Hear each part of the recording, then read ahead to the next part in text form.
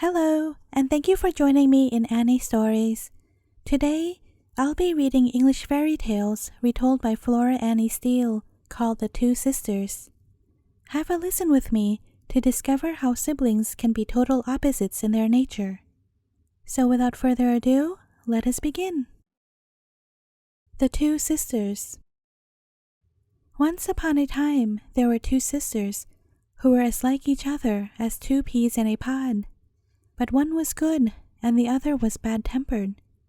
Now their father had no work, so the girls began to think of going to service. "I will go first, and see what I can make of it," said the younger sister, ever so cheerfully. "Then you, sis, can follow if I have good luck." So she packed up a bundle, said goodbye, and started to find a place. But no one in the town wanted a girl, and she went farther afield into the country. And as she journeyed, she came upon an oven in which a lot of loaves were baking. Now as she passed, the loaves cried out with one voice, little girl, take us out. Please take us out. We have been baking for 7 years, and no one has come to take us out. Do take us out, or we shall soon be burnt." Then, being a kind, obliging little girl, she stopped, put down her bundle, took out the bread, and went on her way, saying, "You'll be more comfortable now." After a time, she came to a cow lowing beside an empty pail, and the cow said to her, little girl, milk me, please milk me. 7 years have I been waiting, but no one has come to milk me." So the kind girl stopped, put down her bundle, milked the cow into the pail, and went on her way, saying, "Now we will be more comfortable."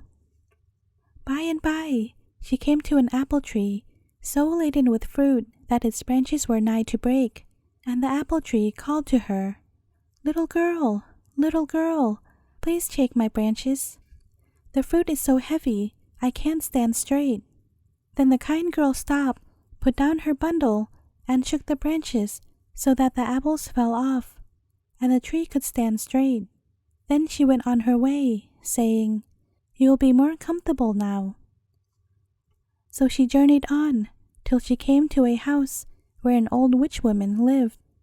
Now the witch woman wanted a servant maid, and promised good wages. Therefore, the girl agreed to stop with her, and try how she liked service. She had to sweep the floor, keep the house clean and tidy, the fire bright and cheery. But there was one thing the witch woman said she must never do, and that was to look up the chimney.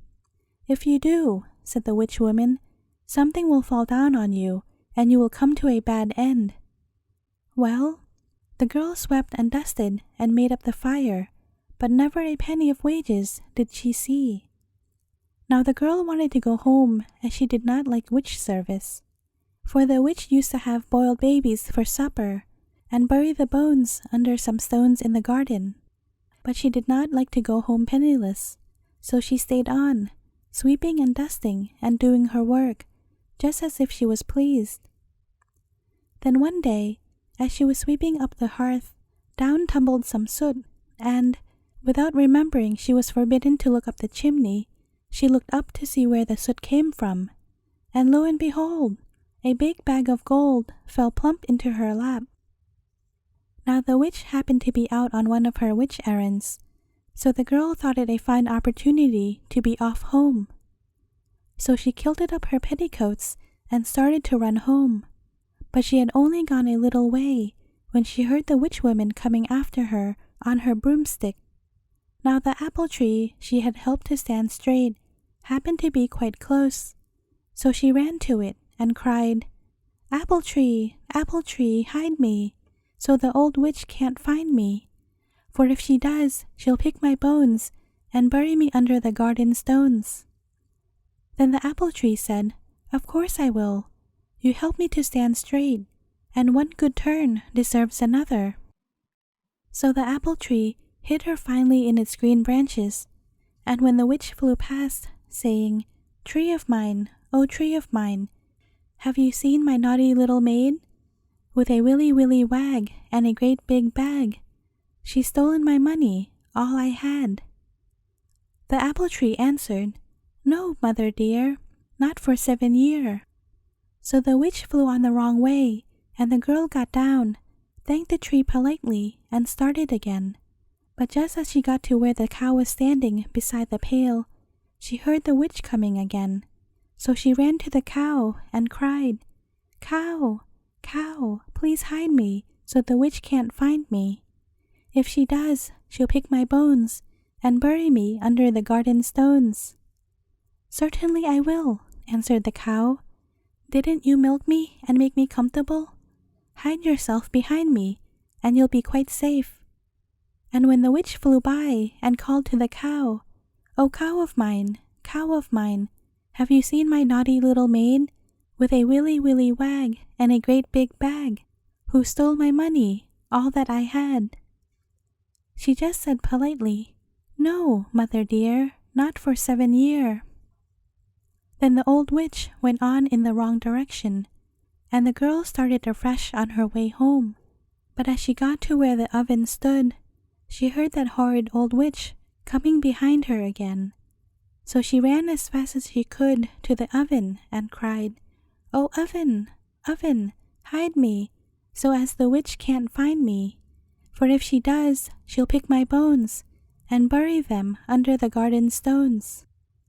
Then the oven said, "I am afraid there is no room for you, as another batch of bread is baking, but there is a baker, ask him."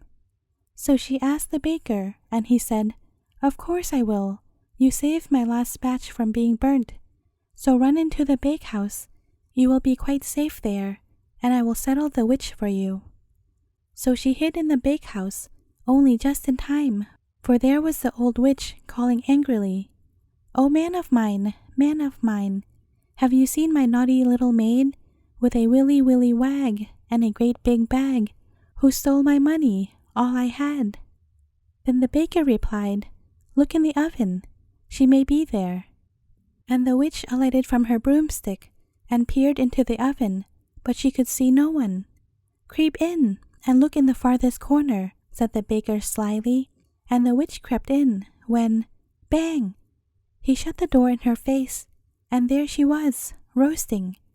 And when she came out with the bread, she was all crisp and brown, and had to go home as best she could and put cold cream all over her. But the kind, obliging little girl got safe home with her bag of money. Now the ill-tempered elder sister was very jealous of this good luck, and she determined to get a bag of gold for herself. So she, in turn, packed up a bundle and started to seek service by the same road. But when she came to the oven, and the loaves begged her to take them out because they had been baking 7 years and were nigh to be burning, she tossed her head and said, "A likely story indeed, that I should burn my fingers to save your crust. No, thank you." And with that she went on till she came across the cow standing, waiting to be milked beside the pail. But when the cow said, little girl, milk me, please milk me. I've waited 7 years to be milked," she only laughed and replied, "You may wait another 7 years, for all I care. I'm not your dairymaid." And with that, she went on till she came to the apple tree, all overburdened by its fruit. But when it begged her to shake its branches, she only giggled, and plucking one ripe apple, said, "One is enough for me. You can keep the rest yourself." And with that, she went on munching the apple till she came to the witch woman's house. Now the witch woman, though she had got over being crisp and brown from the oven, was dreadfully angry with all the little maid servants, and made up her mind this one should not trick her. So for a long time she never went out of the house. Thus the ill-tempered sister never had a chance of looking up the chimney as she had meant to do at once, and she had to dust and clean and brush and sweep ever so hard until she was quite tired out. But one day, when the witch woman went into the garden to bury her bones, she seized the moment, looked up the chimney, and sure enough, a bag of gold fell plump into her lap. Well, she was off with it in a moment, and ran till she came to the apple tree, when she heard the witch woman behind her. So she cried, as her sister had done, apple tree, hide me, so the old witch can't find me. For if she does, she'll break my bones, or bury me under the garden stones." But the apple tree said, "No room here, I've too many apples."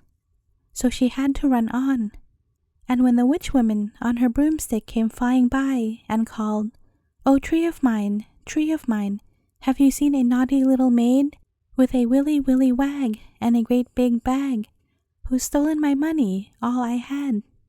The apple tree replied, "Yes, mother dear, she's gone down there." Then the witch woman went after her, caught her, gave her a thorough good beating, took the bag of money away from her, and sent her home without a penny payment for all her dusting and sweeping and brushing and cleaning. The end. Thank you for listening, and I hope you enjoyed this tale. I also wanted to let you know that I now have a Facebook page for Annie stories as well. You can check out the link in the description below if you'd like. Thanks for all your kind support.